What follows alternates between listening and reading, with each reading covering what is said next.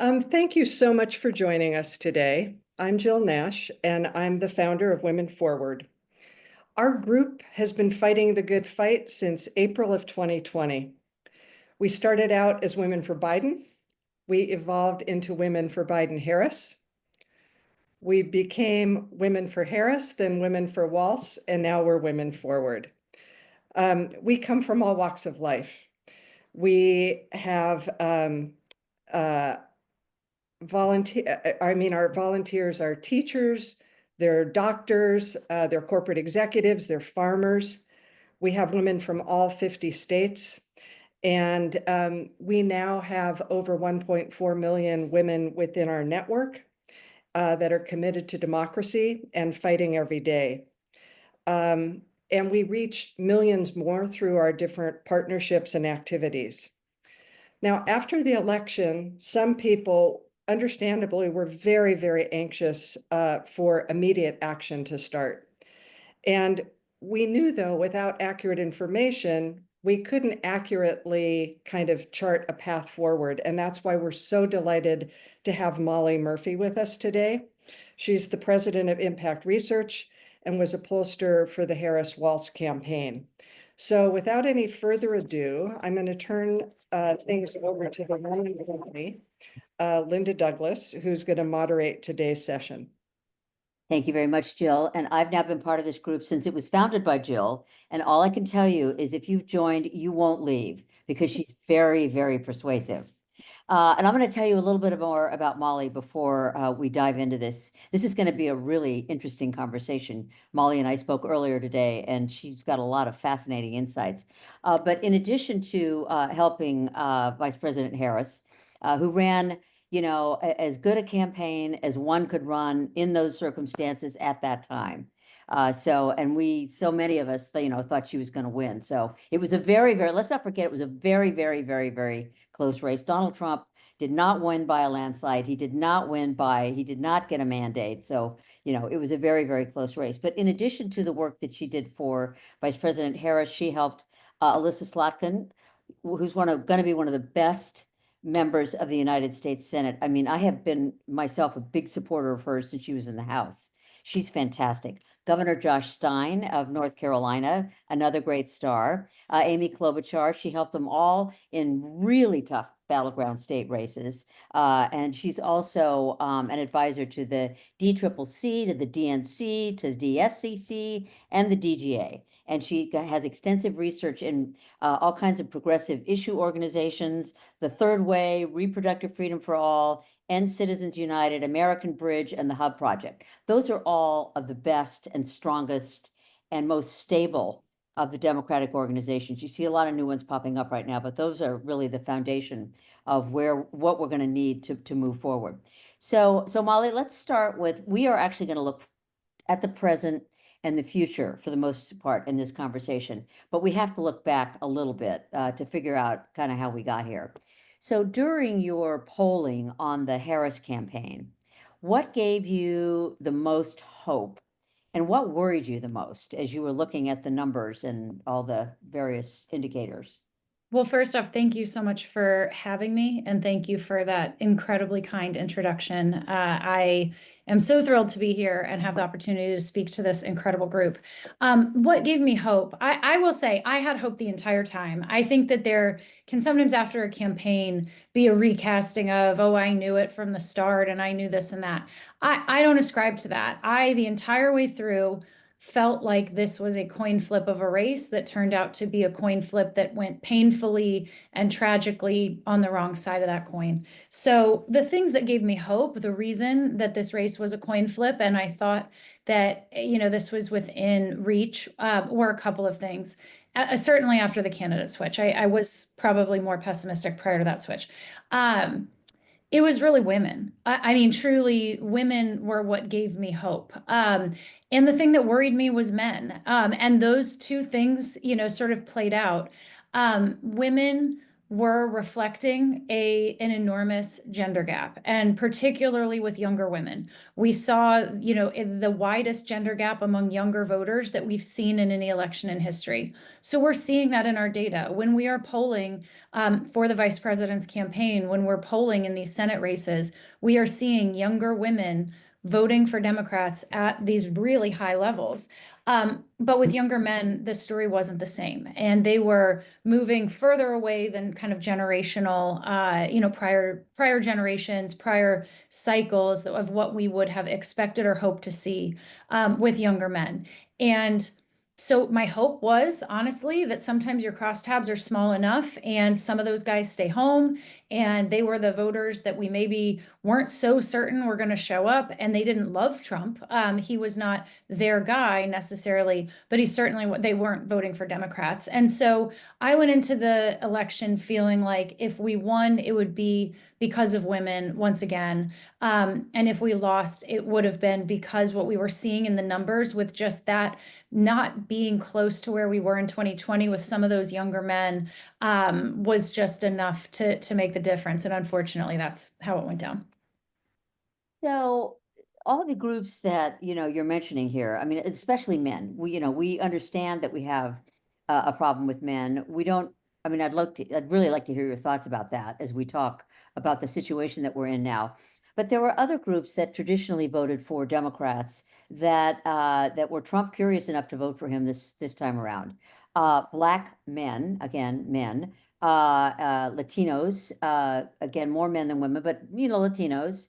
As you say, young people, these are all groups that have now been victims, some of them like shockingly so, of the Trump policies. I mean, we're getting rid of, any effort to help to reverse the effects of past discrimination that have affected Black people. It's going to block their opportunities to get jobs, to get college education. Plus, there's all this very blatant racism helping the Afrikaners come, the white alleged victims in South Africa come to the United States. I mean, it's every single day.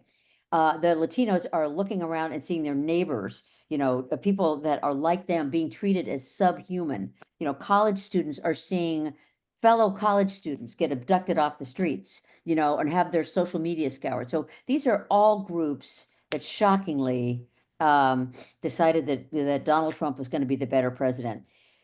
Do you see any buyer's remorse yet? You do polling all the time. Are you seeing any evidence that those groups who left the Democrats are beginning to regret their choice? I wish I could tell you yes. I can't because the answer is not yet. And I'll say a couple things about this. I did some really interesting focus groups recently. I'm part of a project that is really looking at understanding working class voters. And those are the voters that Democrats used to do incredibly well with, and that has trended away from us over time. And it really is a deep dive to try to understand what are the intricacies there? What are we missing? What do we fail to connect on? And we were doing focus groups with younger Black men in North Carolina a couple weeks back, and we were asking about perceptions of Democrats to them. A lot of them said, everybody in my community votes for Democrats. You grow up in my community and you just vote Democratic. That's the way it goes. And then they talked about their own journey, kind of realizing that that wasn't for them. And this one guy really summed it up well. And he said, Democrats tell me that I should be voting because I'm Black. Like I should be voting for them because I'm Black. And I vote on my financial reality, not my racial identity. And I think that really came to a fever pitch in the 2024 election. Do I think it holds? Do I think it's fixed? I don't. But I don't think if we do nothing and we assume that high costs were a problem, President Biden was, sort of an albatross in some ways. There were some lightning in a bottle things that happened. Trump is very compelling and more charming than your average Republican. Like we could make all of those excuses in the world and say, oh, things will revert back. But they won't if we don't actually take this seriously and recognize that no demographic group in any part of this electorate is guaranteed to vote for one party. Everybody is open to new information, new inputs. And in these groups after the election that I've done, not just with Black men, with white women, white men, younger, older, all of these things, one commonality is there, which is my financial life is the thing that is dominating my life right now. I don't have enough money to get by. I am one broken refrigerator away from poverty. I am one car repair away from not being able to work because I won't be able to afford to fix my car. And so, as callous as it might sound to say somebody getting abducted or somebody being racially profiled or something like that can be a little theoretical when their reality is very different. Now, of course, I know that Democratic policies are also much more advantageous to addressing costs, but those voters weren't feeling it.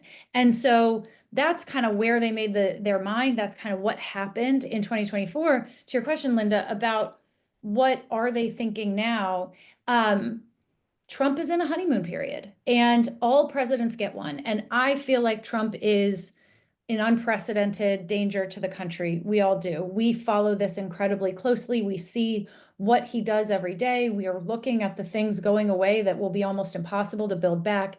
And we follow that closely. But these average voters spend very little time paying attention to these things. They're maybe getting it in a quick headline as they're on their way to work or to go pick up their kids. And to them, they're doing what always happens, which is giving a new president a chance. And they're apprehensive about the tariffs in particular. The tariffs are really the main thing that I think is going to potentially cause Trump some real problems in convincing these voters he'll get their financial lives back in order. They're apprehensive about the shakeups, about what he's doing to government, but they're not ready to issue a verdict that this is a failure or I have buyer's remorse. They're paying close attention. They're not loving it. I mean, I wouldn't say he's in like a honeymoon period for him is still only a medium kind of standing, but they haven't yet decided that this was the wrong person to bet on.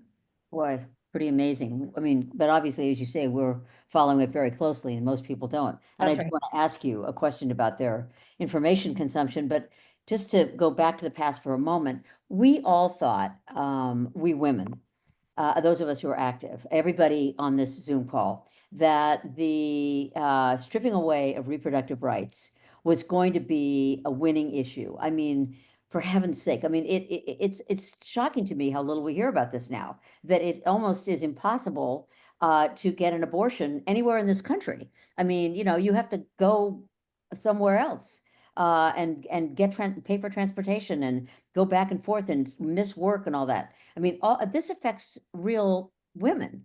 Why wasn't that issue as potent as we expected it to be? Um, a couple of very painful reasons. One, I I actually will maintain that the issue of abortion is one of the main reasons that this election was as close as it was. If Mm. you look at the approval rating of Joe Biden, if you look at the economic headwinds, if you look at what happened globally with incumbent parties and, voting out the incumbent parties, I think that we were facing incredible headwinds. And I think that abortion was a really major consideration in terms of at least having voters consider voting for the vice president, and for many of them saying that they did. And in fact, I worked with the organization Reproductive Freedom for All, and we did a survey after the election, and we looked at this slice of voters, enough that would have made the difference, because it was 6% of voters in the battleground, and that would have made the difference, who said they were considering voting for Harris. We asked a question of them, and we said, what is the main reason you were considering voting for her? And they said it was abortion. My position on this is a single issue is never going to paper over other problems. And so if we learn the lesson from this election that we shouldn't talk about abortion moving forward, we're ignoring the other problems that were our real problems in this election. But the second piece of this is Trump knew this was a vulnerability and was much smarter in his paid communication, the way he spent money in his campaign, running mail program. He sent mail to swing women saying he was not going to change the abortion laws in the states. He was going to leave this issue to the states. He ran digital targeted content to those voters. So we talked about it quite a bit in stump speeches, covered it a lot in rallies. We did run TV ads on it. But Trump, unlike a lot of Republicans who really didn't know how to respond to the issue, Alyssa Slotkin is a senator in part because she effectively ran against Mike Rogers and his record on abortion. The same is true. Carrie Lake is another example. These are important wins that we had because those Republicans didn't actually try to weaponize, didn't try to neutralize this, and Trump did. And so I will give his campaign all of the credit for recognizing a huge vulnerability and just trying to neutralize it. And so I think it was the combination of those two things. And I am alarmed now to what you just said, Linda, that we don't hear very much about it. Because if voters don't hear about it, they don't assume it's a problem. And we know that abortion rights are going away. We know that Project 2025 is being implemented and the implications on abortion, but not a lot of people are talking about it, which says to the average voter, well, God, I'm hearing a lot of bad stuff and I'm not hearing about abortion. That probably means it's okay. So I don't think we should abandon it. And I worry that we can get a little, after elections, we love to just sort of decide like to throw things out entirely and never talk about them again. And I don't want abortion to be one of those casualties.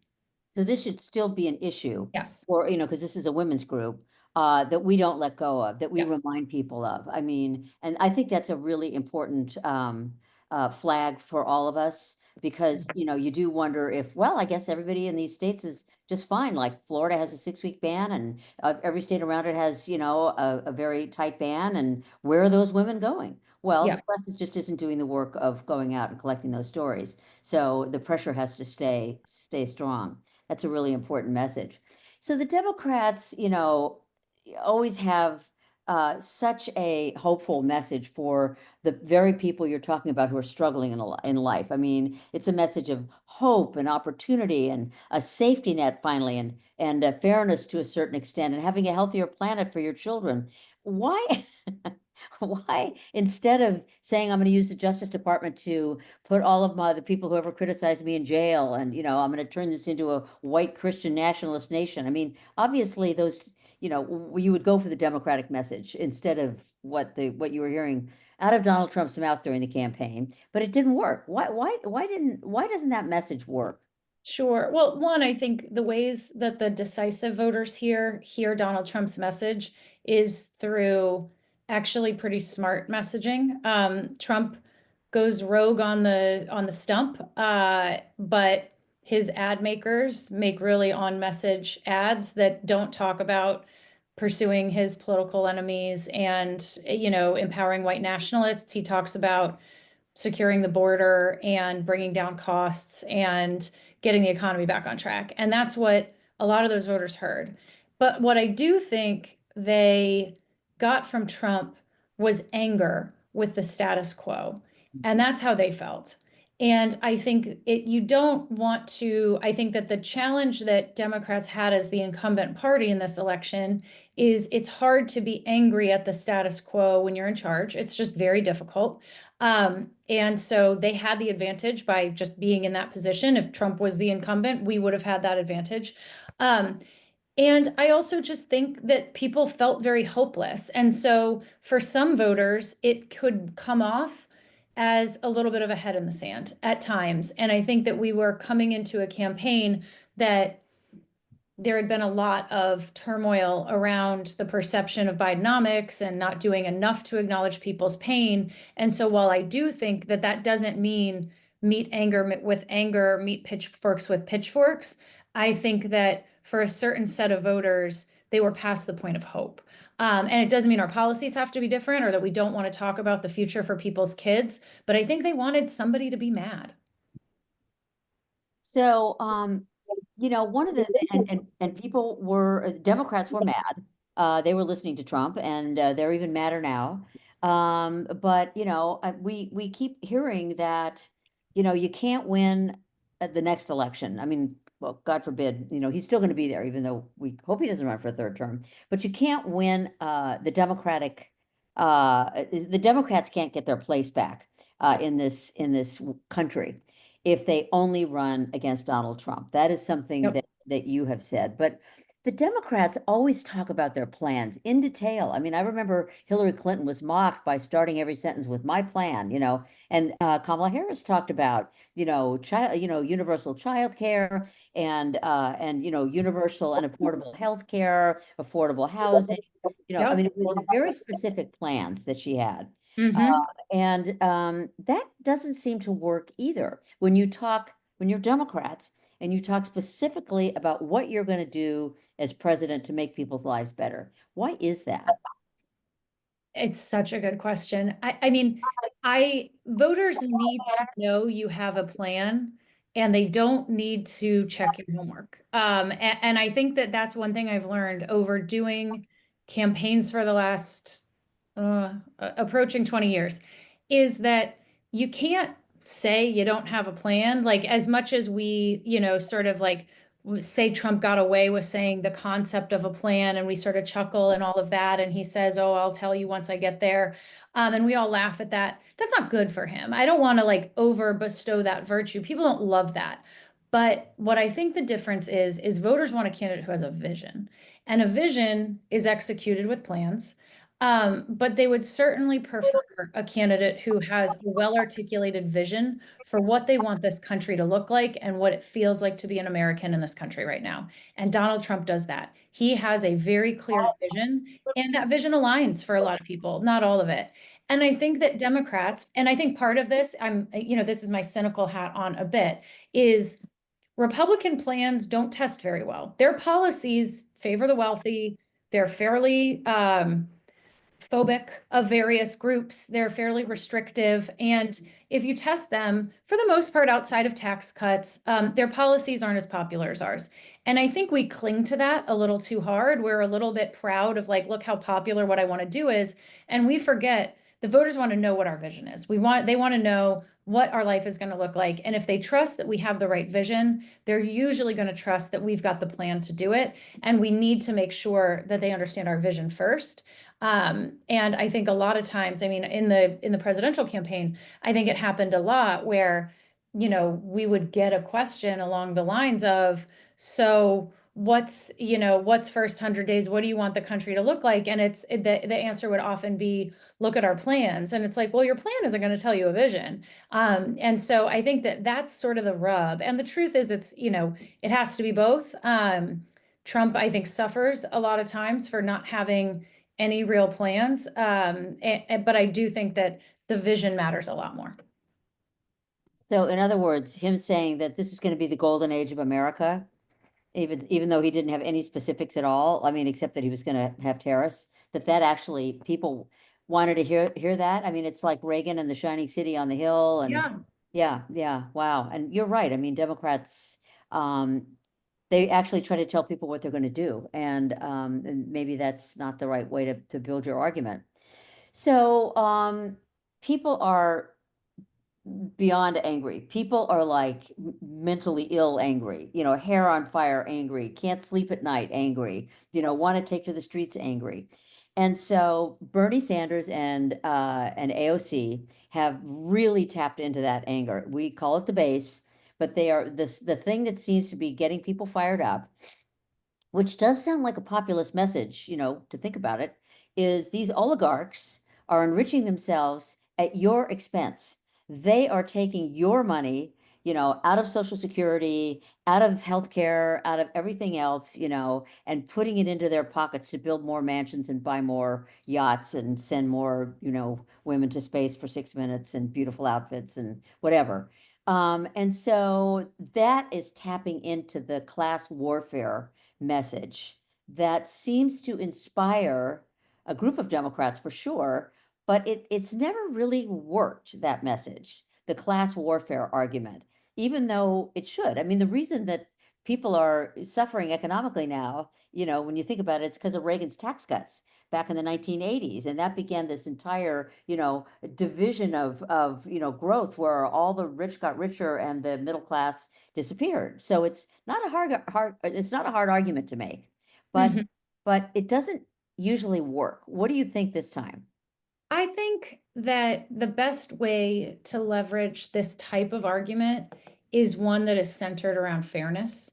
And I think that is what, I mean, I think back to the Obama 2012 campaign, and he ran on economic fairness. He talked about how Warren Buffett's secretary shouldn't pay a lower tax rate than Warren Buffett did. That wasn't villainizing Warren Buffett's success. It wasn't accusing Warren Buffett of not playing by the rules or that making it seem gross that Warren Buffett was successful. It was pointing out that it is unfair that somebody who has a lot less worth is doing more than their fair share. And I think that also centers the regular person in that. And I'm not here to say that the, anti-oligarchy or oligarchy tour or whatever is misguided. I haven't seen enough data on it. I haven't seen enough numbers on it. But from what I have seen, my hesitation with it as a broadly popular message, something that I think could, sort of appeal to a lot of the voters in the middle, is that it quickly becomes villainizing the wealthy, and we forget to talk about why some of the policies that are skewed towards the wealthy are hurting you. And it becomes a little bit more about being angry at success. And there's nothing wrong with their success. And there's nothing wrong with making a lot of money in the world. Now, should they pay a fair tax rate? Should they be allowed to have these loopholes? Should they be incentivized to send jobs overseas? Should they? Of course not. But the problem with those things is not their success. And the people who suffer from that are not able to get the wages they need. They are not able to get the health care and afford the health care that they need. The schools in their communities are not funded properly, and we're not educating kids at the right levels, and the roads are falling apart. Those are the things we should be focused on, and not, sort of vilifying the wealth of it all. Because, I think that a lot of people are aspirational. The average person doesn't think they're going to be a billionaire, but they certainly think that they've got the work ethic to pull themselves up by their bootstraps, and they respect that. And I think that we can very quickly sound like we don't, when we forget the side of the conversation about who actually needs to be centered in the economy right now. That's really interesting. I mean, I'm just thinking about whether or not you think it's a good idea, when we talk about tax dollars, to remind the American people that that's their money. Elon Musk was acting, Donald Trump thinks all money is his money. I mean, screwing around with the stock market is like Donald Trump taking a risk on a casino. He doesn't occur to him that that's our money. But when you think about how much money there is collected by, if the IRS still exists by next year, collected by the IRS, it's our money. And they're spending it their decisions about how to spend it are not serving us well. It's not that there's not enough money, it's that we're giving too much money Yeah. in tax breaks to the wealthiest Americans and allowing them to get wealthier and wealthier. I mean, is that an argument that would work or not? Or I is think just it the word does. tax a toxic word? Tax fairness is really potent. I mean, it's really powerful. And I would say, if there are things that I think are the big liabilities for Trump and the Republicans in this moment, are their priority of giving an additional tax break to billionaires and corporations. And that was very successful. That and their attempts at overturning the ACA are the two reasons that Democrats had the 2018 midterms that we did, by effectively running against that. And those were a 1-2 punch in showcasing their priorities. Who are they trying to favor? Billionaires and corporations. Who are they trying to hurt? You, by taking away your health care. Those two things really went together. And in the early research that I'm seeing with their proposed budget, their attempts to do this $4.5 trillion worth of tax cuts, and that's going to come out of Medicare, Medicaid, that's incredibly concerning to people. And the good news is it's also believable, because this is a party very much branded as caring more about the wealthy than virtually anyone else. So I think that it certainly can be an effective way of driving the priorities. And so I think it's more about nuance rather than avoidance of talking about how their policies favor the wealthy. So Democrats have been trying everything. First of all, they got yelled at by their constituents, rightly so, for sitting there in shock and not saying anything, and then not having leaders who know how to communicate, and everybody's mad at Chuck Schumer and everybody's mad at Hakeem Jeffries. And so now some of them are popping up with, tapping into things that people are angry about, the taking people and putting them in this prison in El Salvador, or dismantling the public health system, I mean, which is horrifying, or suddenly cutting off cancer research or Alzheimer's research, or, I mean, I don't know that people care about federal workers being laid off, but they also are, completely dismantling the EPA, and we're going to stop, we're going to allow thousands and thousands of starving children around the world to starve, I mean, so there's a lot of stuff that the Democrats have been pointing to. Mhm. And, especially the abducting people off the streets thing. Is that working? Well, the standing of the Democratic Party is no better today than it was at the end of the election. Actually, probably a little bit worse. You've got about 60% of voters who have an unfavorable opinion about Democrats right now. Some of it is because we're self-loathing. And so there are Democrats out there saying, well, hey, I don't really like Democrats right now because I'm mad and I'm taking it out on them too. But so if I go by that metric, no, it's not working. But again, the operative word is yet. I think that Democrats cannot be all things in this moment.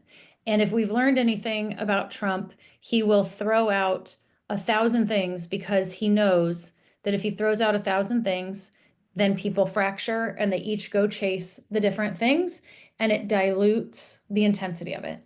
And so I think the problem is, though, that there are lots of really bad things he's doing, and there's a very good justification and a group and an injured party behind each of them. And so it's much easier for me to say, when I'm not the messenger out there talking about this, please stop talking about these 5 things, because there are very good moral reasons to talk about those things. But the truth is that it does dilute a message. And the way voters feel about Democrats right now is that they are a party that stands for opposing Trump, and they don't really know what else Democrats are going to do. And they don't think Democrats are very effective. So even in our hatred of Trump, we're not very good at it because we haven't really stopped him from anything. And so it doesn't mean, and I've been asked this question many times over the last week or so, are Democrats, are they falling into Trump's trap by going after the deportation and the Salvadorian jail? And we should be talking about the economy. And I do think some of those things are false choices, because when something is dominating the news, you can't say, hey, I don't want to talk about that. But I do think volume isn't always your friend. Saying, look at the 10 things Trump has done badly this week, instead of saying one thing 10 times over, is going to be more effective. And I think that we need to get aligned a little bit more. And I also think when we talk about these things, we shouldn't talk in terms of outrage and principle and can you believe the institutions he's coming, but instead talk about how this impacts people's lives and why they should care about some of these things, because it means something to them. So, I mean, that really argues for, again, going more, not that, I mean, we shouldn't allow people to get abducted off the streets. I mean, that poor Turkish student in Tufts who was sent to a rat-infested prison in Louisiana. I mean, that is something you can't hold back on. Or, I mean, Kristi Noem and the watch in front of these poor guys, who knows who these guys were or whatever. Although he loves that issue. And he knows something because he's got amazing instincts. But what you're saying is what we should be focusing on, is things that are happening to people right now. So, for example, there was a very quick protest against getting rid of the phones access to the Social Security, and they turned it around. I mean, it showed you that they actually listened to the voters. Or Republican senators are a little queasy about, using Medicaid to give those trillions of dollars to, Yep. the rich people. Those are all things that people know about now. The hard one, it seems, is the tariffs. And that's Mhm. the one that's going to really affect your personal life, your economic standing. You're watching the stock market, but you're saying, hey, I'm not in the stock market. Or you're watching the 401ks and you're saying, hey, I don't have a 401k. I mean, it all is a bunch of funny money to a lot of Americans. So given that, at this, I mean, to me, I actually think that what Kennedy's doing to healthcare is something that cancer patients should care about, ALS patients should care about, all that stuff. but again, maybe it's abstract. What do you think right now is the best economic argument for the Democrats to be making if the economy is still the most potent issue by far? Sure. I mean, I think the simplest answer right now in this moment is that first and foremost, people are struggling. People are struggling to put food on the table. Costs are out of control. People are working harder than ever and being able to afford less.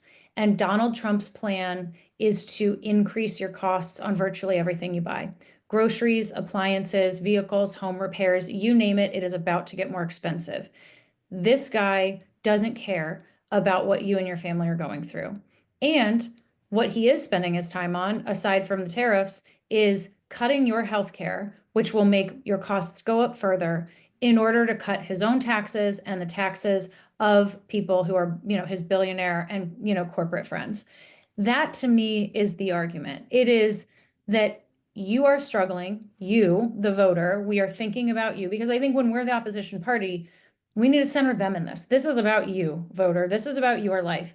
This guy is about to make your life even worse at a time when you are already on your most frayed edge of things. And that's not where he's going to stop. He's going to take away healthcare. He's going to give away your tax dollars to the wealthy because he does not care about you. And I would keep it there over and over. And the the tariffs haven't really hit yet. They haven't penetrated, but voters know about them. They know about them very well, and they're pretty well versed in it. And costs are already high. And so anytime I've seen in focus groups costs go up a little bit, whether it is tariff related or not, they are putting it on the tariffs. They are saying, oh, well, if this, appliance is now more expensive, that I needed to get a new deep freezer. And last week when I priced it out, it was $800 and it's $1,000 this week. They think it's the tariffs. Maybe it's not, but that is helpful. But prices aren't going to go down. And I think that really needs to be where we live. Oh, that's really interesting. I mean, for all of us listening to this, and it really is, I mean, assembling anecdotes like that, I think would be incredibly important for people. So let's talk about, we're gonna head to questions in just a bit, everybody. So, because we have a lot of good questions piling up. So you're gonna get some very good questions. But let's talk about young people because they are everything. And by young, of course, I'm a baby boomer. But in fact, baby boomers have been running the country for way, way, way too long. And we have lost young people over and over and over. And the last election was really concerning because, he's not talking about their future. He doesn't care if they, boil to death or run out of water because of climate change. He doesn't care what it costs to go to college. They're sending collection agencies out now after college students to get their college debt. I mean, so there's, he's not a candidate of the future in any way. And yet young people who have been shaped by very different events in their lives than baby boomers were, World War II, Vietnam, civil rights, the environmental movement, the women's movement. Those are the things that shaped us.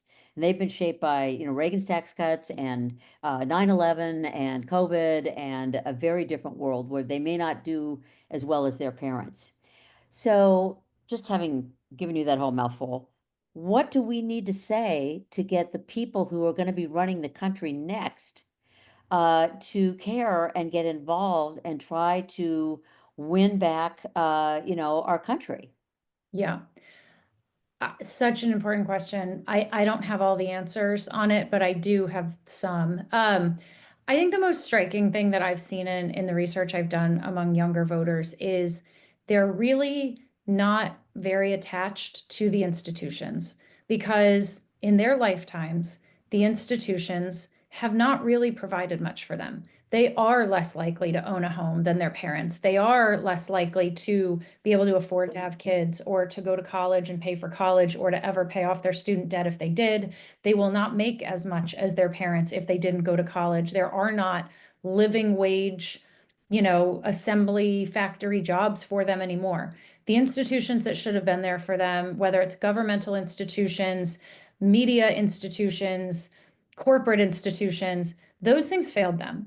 And oftentimes we talk to voters who are young the way we talk to voters who are older, who had a lifetime of seeing when institutions failed and seeing when they've succeeded. That's why older voters were far more likely to vote on democracy, far more likely to want to protect NATO, far more likely to believe in upholding the free press, right? They lived through a different experience. So we can't ask young people to see things the way we see it.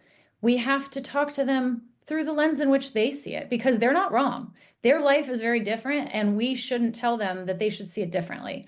And I think that really starts with acknowledging their challenges that are unique to them. I'm sure everybody on this Zoom would agree. If I asked everybody to tell me 3 things that comprise the American dream, you would say home ownership is one of those things. Everybody says that. That is corner to the American dream. If you work hard, you can own a home. Maybe you're able to retire. Maybe you can take an occasional vacation. That is really, when you ask people, what's the American dream? It's that. Think about someone who is 27 years old right now. Do you think that they think any of those 3 things are within their reach? They do not. And so they're not saying, hey, the American dream isn't there for me, but they're deeply cynical about that. And we need to speak to that. We need to understand that the things that were available to people 30 years ago just aren't available to them anymore. And so, of course, they're not going to be precious about civil discourse.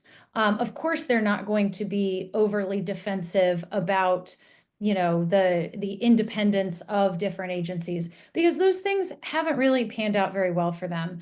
And I think the sooner we can sort of get on their level and recognize and understand that, the more likely we are to be able to build a coalition that includes them moving forward. So, let's be positive here for a moment.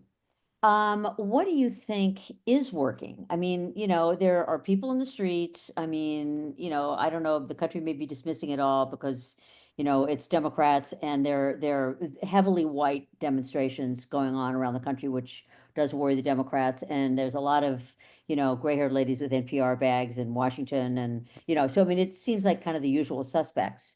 But there are a lot of them in a lot of different places. So, from where I sit in Washington, where we usually don't know what's going on in the world, that looks like something we should pay attention to. Yep. But what do you think is working right now for the Democrats in either what they're doing or what they're saying, or what any one of them is doing or saying? I mean, what's working?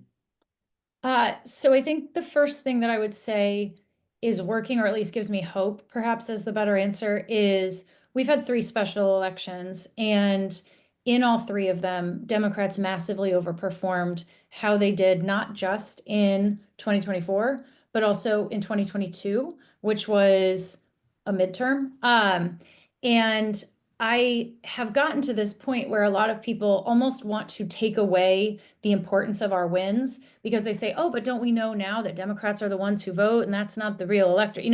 The Wisconsin Supreme Court race turnout was almost and was much closer to what the 2022 Senate race midterm in Wisconsin looked like than it was the 2023 Supreme Court race.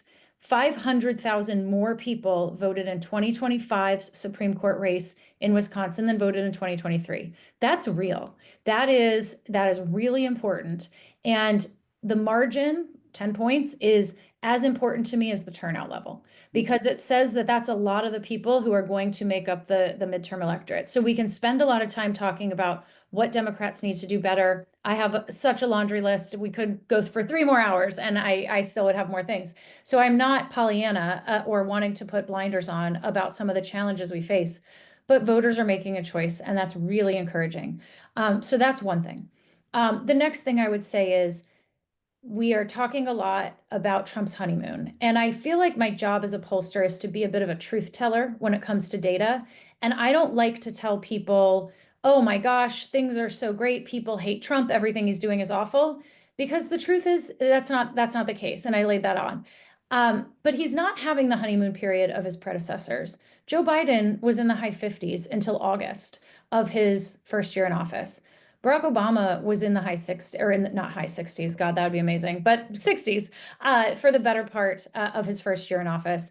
And Donald Trump is even in his approval rating, which is good for him, but isn't actually very good. And so people aren't enamored by Donald Trump. They're just not down on him yet.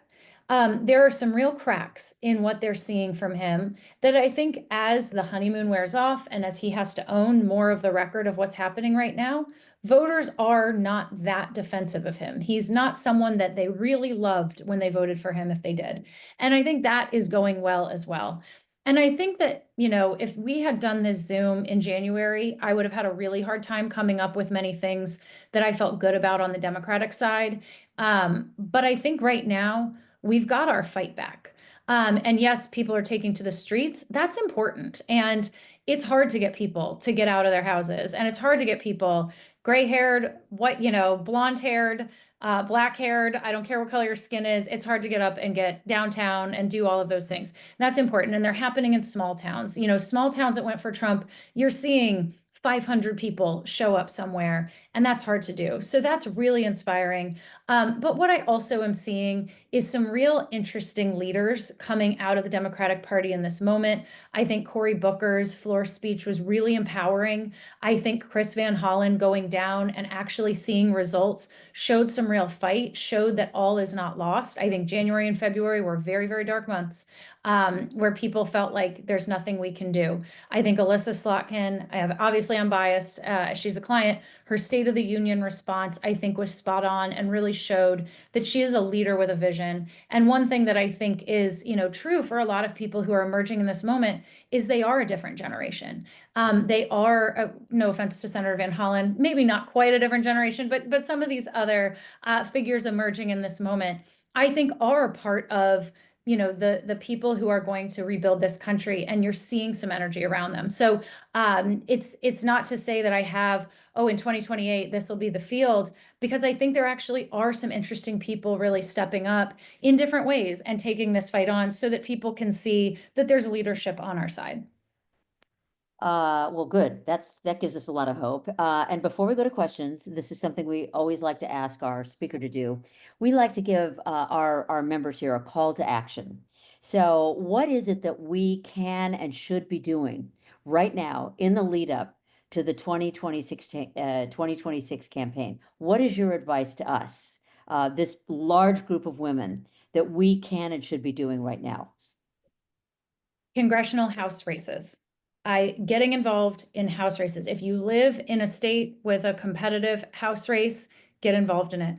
And I would actually say, instead of looking at the, dozen that are the, sort of districts that either narrowly went for Trump or narrowly went for Harris, but are held by a Republican, I think that actually looking at, some of the districts that Trump won by 3 to 6 points might be the best place for some early investment. Because if we are going to have the kind of election we need in 2026, we're going to have to do more than pick up the 6 seats we need to have the majority. We're going to need to have a real governing majority. We're going to really need to be a check on this and have a show of force.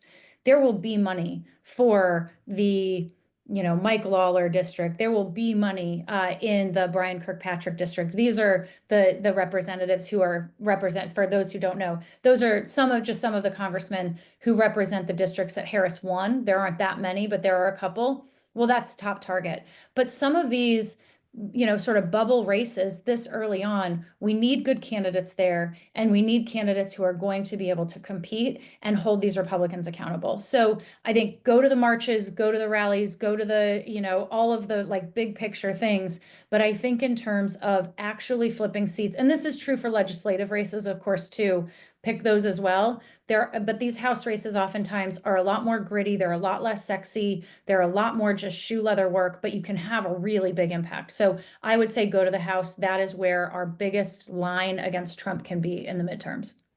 And that is something that this group knows how to do. We know how to get involved in campaigns. That is a case where we know what the assignment is.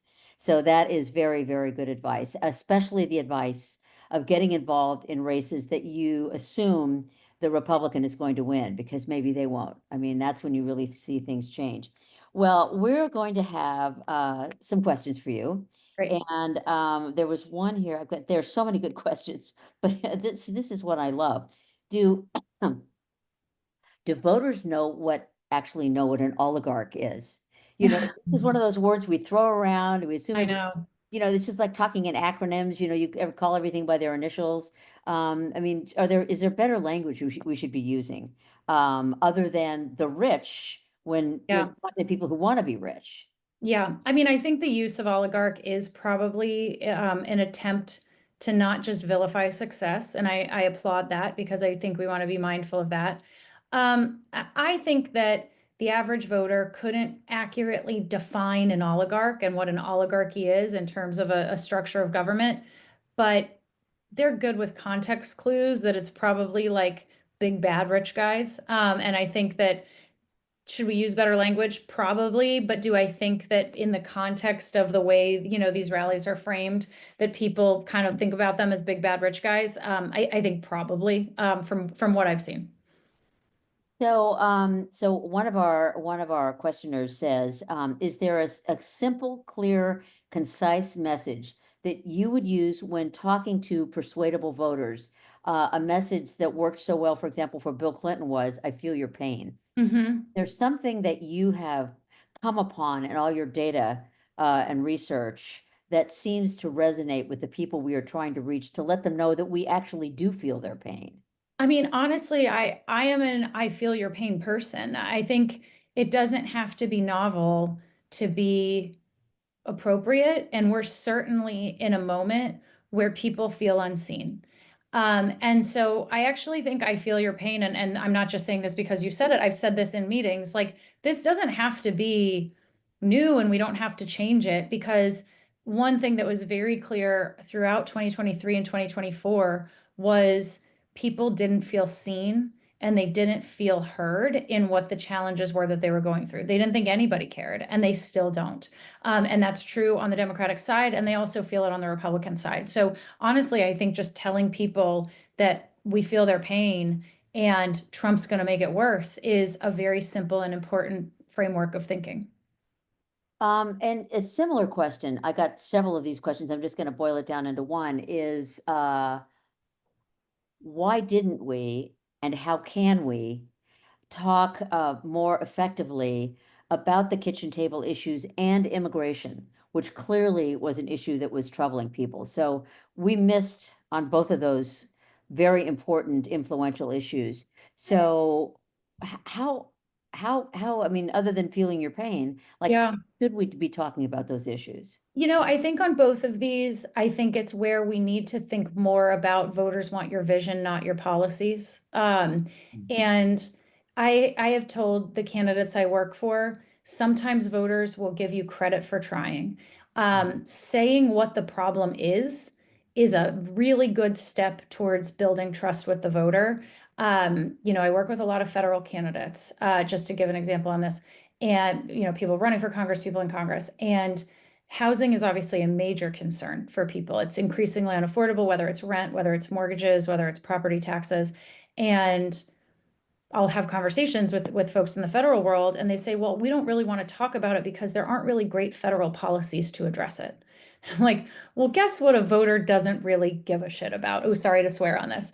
But they don't, they want you to talk to them about the things that matter to them. And they're not going to say, well, if you don't tell me the three federal, ways we can address this, then I don't want to hear it. And so I think just get caught trying by identifying the problems as you see them in the economy, and recognizing that they are legitimate problems that voters are feeling pain for, is a big part of it. And affirm that that matters to you. Again, Trump was effective because he seemed mad and voters were mad too. So I think on the economic side stuff, that's where I would go. I think on immigration and the border, recognize that border security and immigration are very different things to voters. Securing the border and a pathway to citizenship are not synonyms. And so I think for a very long time, a lot of Democrats would get asked about the border and they would talk about dreamers and a pathway to citizenship. And that is like saying, what is your view on education? And I tell you how to fix a road. So like those two things are very different. And so I think that talking about it in the terms that voters are thinking about it, which is they believe the border is porous, they believe we have been lax on that. And I think a lot of Democrats share the view that we need to have border enforcement to make sure the bad people aren't coming in and that we're stopping bad things from coming in, like fentanyl, that we should respect the border agents who are doing hard work. And we also don't have to be cruel and inhumane. And those two things are not in opposition. And so I think a lot of times Democrats get a little afraid of engaging on this. I think an old trope that I've rejected for a very long time is if you say something that is unpopular, you're just reminding people of it. And I think that's just the craziest thing in the world. Like you can say you don't agree with something that's, Trump and abortion. He leaned in on an issue that he was losing on. He still lost on abortion, but he lost it by less. And so I think sometimes we have to engage to avoid, losing by more on an issue. And I think that on immigration, it's a prime example. Good answer. Okay, so just a couple more questions. What was the gender gap in 2020 versus 2024? Was it worse? Was it in 20? I mean, No, the gender, I don't have the exact numbers in front of me. The gender gap shrank by a couple of points in 2024, and still was wider than in 2016 and wider than in 2012. So we've seen sort of this growing gap. And part of the reason it shrunk a little bit is that we lost major ground with men, and we didn't offset that by additional gains with women. So then your net sort of shifts in what the gender gap is. okay, so final question is, so the midterms are, special, I mean, forgetting the midterms for a moment, special elections are really low turnout elections. And you're just talking about the importance of these special elections.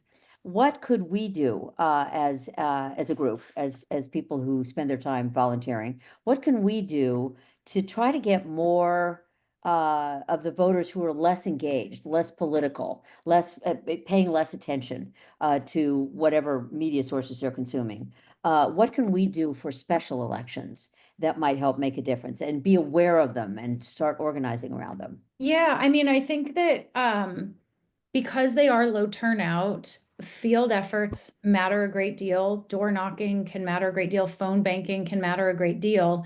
Because if you are able to increase 500 people from showing up, you actually are making a much larger dent on where that election is going to break. And so I think if we're thinking about a general election in the state of Michigan in the presidential, if you said, oh, I think I got 500 more people to show up to vote, we'd say, okay, that's, it's important. Obviously, every vote matters, but it's not going to make, the percentage difference that could swing the election. And I think that those things are achievable. And for as much as, there's coverage about, oh, Elon Musk dumps this much money into this special, or there's so much money pouring in, that doesn't always mean that there are like the boots on the ground and the phone banking and the canvassing efforts that we do know make a difference. And that relational organizing is so valuable. Okay, well, that is very, very good advice. And we actually hadn't thought about that necessarily. That was a really good question from the audience. Okay, Molly, this was fantastic. And we learned a lot from you. And I want to thank you very, very much on behalf of Women Forward. And now I'm going to go back to the boss lady, Jill, and let her close us out. Linda, Molly, as Linda said, that was fantastic. One of the things our group does, so we're organized, we have many different teams that are working hard. We have a letters to the editor team that's cranking out letters all the time. We have a partnerships team, but we also have a team that's holding institutions accountable. And Molly, to your point about doing things large and small, we've been laser focused on just a couple of boycotts. One of them is Tesla. So I want to share some good news with the team. Tesla released its quarterly earnings results today. And their total revenue for the quarter fell 9.4% from the prior year, but they missed Wall Street expectations by $1.8 billion. That's billion with a B. Their profits fell, and they reported 71% less net income, which was $409 million compared to a year ago when their income was $1.39 billion.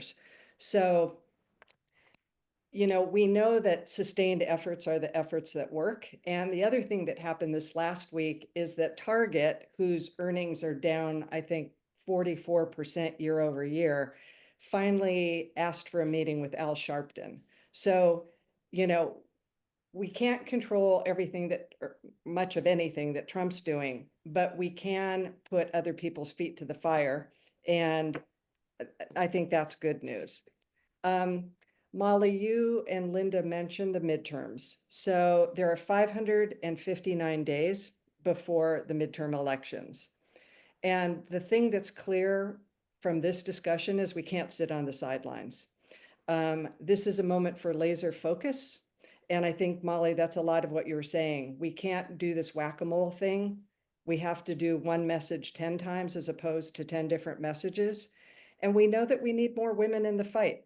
So the thing I would ask of everybody on this call is talk to your friends, talk to like-minded people that are frustrated and afraid, but they're not involved, and recruit them. And think about your expanded networks and who you can bring in. I mean, a lot of people will say, well, I just don't like politics, but we have to show those people what the implications are if they don't get involved. So as always, these kinds of events take a village to organize. And I want to thank the Women Forward team, Linda, as always, Nina and Tisha, who are behind the scenes, Julia and Jen, for all of your work. Watch this space. We have some fantastic speakers coming up. Stay committed to the boycotts. They work. And we look forward to seeing you soon. Thanks so much.